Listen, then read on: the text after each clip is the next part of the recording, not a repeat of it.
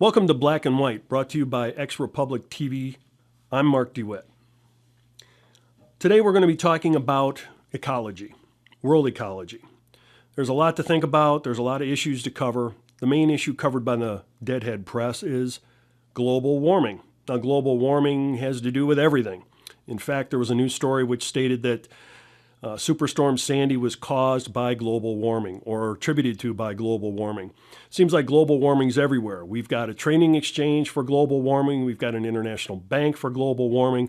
We've got all kinds of investors and startup funds and everything for global warming, tax credits, carbon credits, all the different things that come under it.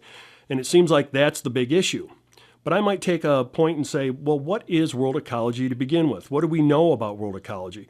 Well, it's a basic thing. We want to know that the world, the earth itself is healthy, that our water's clean, that our air is clean, and that all the species on earth are healthy and happy.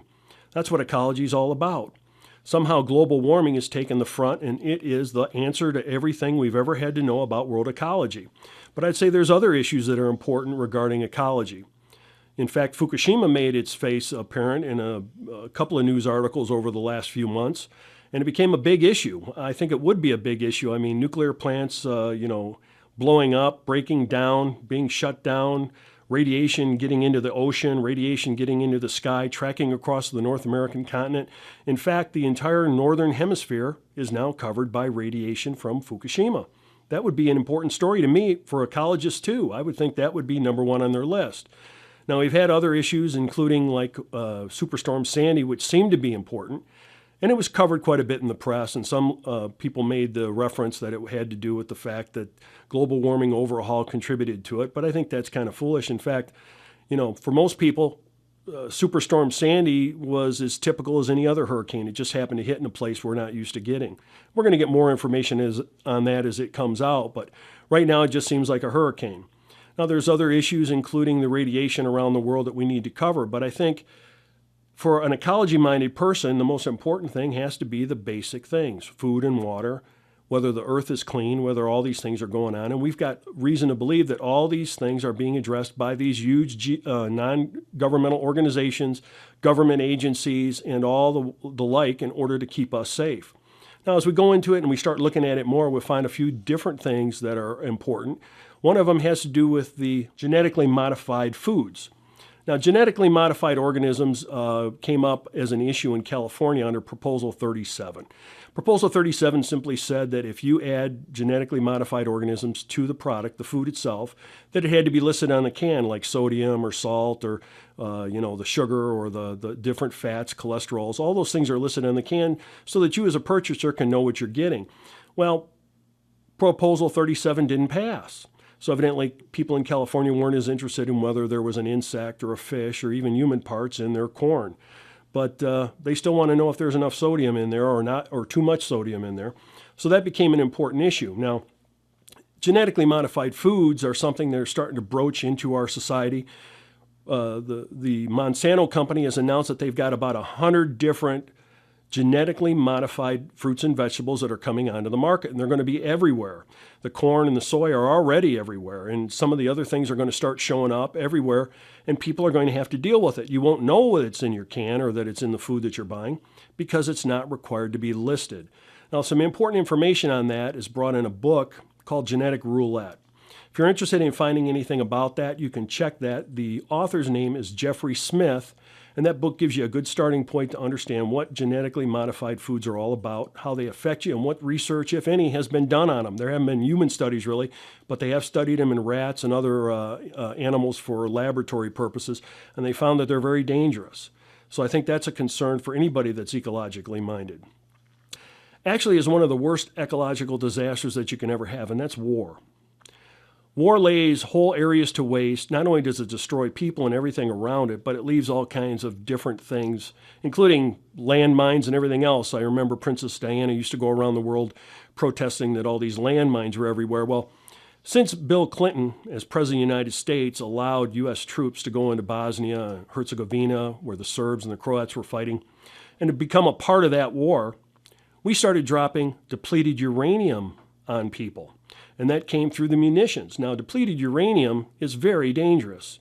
It was always a war crime to use it, and no one would ever use it. In fact, nobody ever even considered it until Bill Clinton decided that it was appropriate. And the people paid. People in those areas are heavily devastated. And we've continued to use it through several administrations. Right now, we're using it in Afghanistan, Iraq, and probably anywhere we go. There's a good book written on it by Dr. Meraki called Afghanistan After Democracy. And in the book, it documents what effects depleted uranium has on the population and specifically on the children. And it's a horror story. I can tell you it's absolutely horrible. I know why it's actually a war crime to use depleted uranium. Now, the interesting thing for Americans is that each and every one of our soldiers that uses those shells is getting a dose of it too.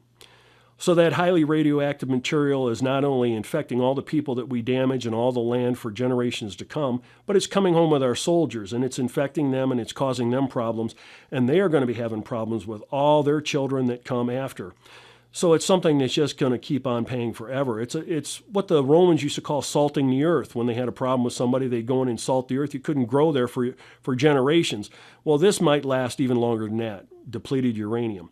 These are terrible sources. Now, governing all these things and deciding what's important, for instance, global warming seems to be the most important thing, are different agencies. We've got agencies within the government. We've got non-governmental organizations. Some of them have spoken out about global warming. Some of them have actually written out different models and proposed different things that are going to happen. None of them have ever occurred. The waters were going to raise up. The earth shields, the ice shields in the Antarctic and the Arctic were going to suddenly melt, and the water levels were going to go high. Islands were going to be engulfed. All those things were talked about for years and never happened. In fact, the same guys talked about how the world was going to go into a new ice age about 20 years ago, but now it's global warming, and that seems to be the hot trend. To understand that, you really have to understand the different treaties that are involved, and there are many treaties. The Agenda 21, which is the UN's treaty, comes under UNESCO. Many of the things that are being done in that treaty are universal worldwide, being done everywhere. They're being implemented here in the United States as well as around the world, and those have a huge impact on us. There's a great book that talks about how this works by Rosa Koire called Behind the Green Mask, and I would urge you to read that. It gives you some real insight into what's going on with these international treaties. Now, to understand the structure of the ecological systems and whether or not there is any kind of sense about it or there's any kind of direction about it, it's important to read a book that came out, a compilation of articles written by the Executive Intelligence Review. This book came out in September of 1997. It's really good. It's called About the Fall of the House of Windsor.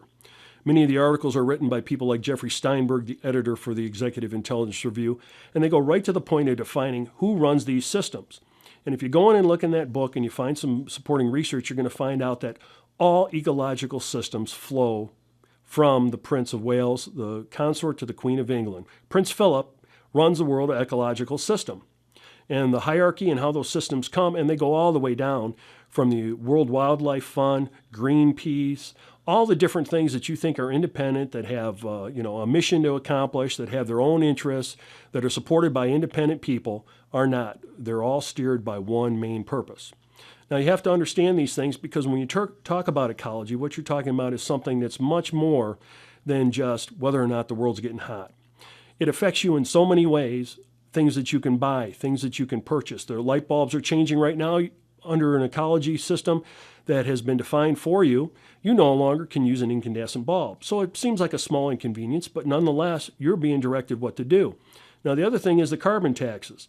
You are going to actually pay the bill for these changes, so it's going to cost you. Now, if an incandescent bulb is really a problem, maybe it should be changed. But if it's not that big a deal, why are we changing it? And why are we being taxed for it? And why are we paying these international companies, international banks, and all these different entities through NGOs, non-governmental organizations, and through other systems and taxation in order to pay for our own demise? We're paying people to change our lives in ways that may not help us, while all the time radioactive materials, fluorides, things appear in the water and the air that are harmful. Genetically modified organisms in our food, what are we going to do with that? Well, those things aren't important. What's important is a carbon tax. So I urge you to read the book on genetic roulette. I urge you to read the book on the treaties. Rosa Koire writes Behind the Green Mask. It's a great book. And I urge you to get the Executive Intelligence Review and find out what those people have to say about the hierarchy of the entire ecological movement. It's important to you and it's important to me. And it may just save your life. So do your best to find this research, do your best to follow up, and we will do our part in trying to bring you more information as it comes out. Once again, for Black and White, I'm Mark DeWitt. Thank you for your time. And I want to leave you with one question. How's your leadership doing?